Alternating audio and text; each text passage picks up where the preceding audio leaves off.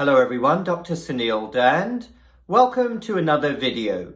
I do not think very much at all of the top US medical and public health agencies and the top physician organizations. I believe they are completely corrupted. I think they have enormous conflicts of interest, and I do not believe that frequently they have the best interests and the true health and well-being of the American public at heart. Many of them are equally terrible, but there is one in particular that deserves a special mention for being particularly terrible, and that is the American Academy of Pediatrics. What an awful organization. I've known for some time that this organization, like all others, is completely corrupted and only cares about their corporate sponsors.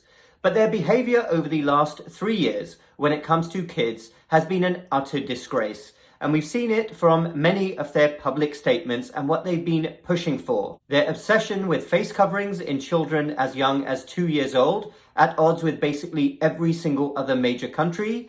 Their views initially on school closures, their statements on mandates, and also other things they've said, including their belief that it is not vital, I repeat, not vital for infants to look at faces as they develop. What an utter shambles of an organization, and I do not know where they get their views from. In fact, I do know, because obviously their first and foremost loyalty is to their corporate sponsors.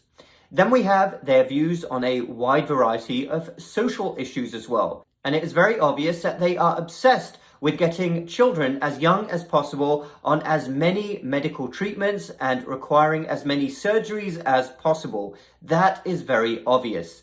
But a recent news story took the biscuit, and this was widely reported across many media outlets, and I want to share it with you here. So here we have AP News. New guidance: use drugs surgery early for obesity in kids. Children struggling with obesity should be evaluated and treated early and aggressively, including with medications for kids as young as 12 and surgery for those as young as 13, according to new guidelines released on Monday. This was from the American Academy of Pediatrics. There's a statement here. What we see is a continuation of weight gain and the likelihood that they'll have obesity in adulthood for the first time. Congratulations. The group's guidance sets ages at which kids and teens should be offered medical treatments such as drugs and surgery, in addition to intensive diet, exercise, and other behavior and lifestyle interventions. So they want these medications and surgery in addition to the diet and exercise. But of course, the major push will be medications and surgeries. The guidelines aim to reset the inaccurate view of obesity as a personal problem, maybe a failure of the person's diligence. And then listen to this here. This is a statement from Aaron Kelly, co-director of the Center for Pediatric Obesity Medicine at the University of Minnesota. Obesity is not a lifestyle problem. It's not a lifestyle problem. It is not a lifestyle disease. It predominantly emerges from biological factors. So you got that? According to this expert, our biology, children's biology, has suddenly changed in the last few decades after hundreds of thousands, millions of years of evolution. And it's suddenly changed to the extent that we need to give young kids medicines and surgeries to fix the fact that they are obese. Now, it may be very difficult for people overseas to understand the extent of the problem, but as a doctor in the United States, I can tell you that this problem is off the charts. It's off the charts in adults, but it's especially saddening when we see the same thing happening in children. 20%, 1 in 5 US children is now obese. I repeat, obese. That is not overweight, it is obese with a body mass index greater than 30. This is an absolute catastrophe. And of course, the reasons for this are well known. They are bloody obvious. We have a terrible tainted food supply in the United States, predominantly ultra-processed foods. Young children are not eating what young children used to eat a generation or two ago. Foods now are highly processed. They are loaded with horrible additional substances, sugar added in unbelievable amounts, other pro-inflammatory substances like seed oils, but all of these things make the food impure. It is not real food anymore. Whether that's cereals, whether that's sodas, whether that's anything else, Children are increasingly eating foods out of packets and packages. They're eating foods out of tins. They are not having fresh, real food, which their bodies were built for. And this is a tragedy. And ultimately, the United States will pay the price. And to think that the answer for this is more medications and surgeries is an utter disgrace.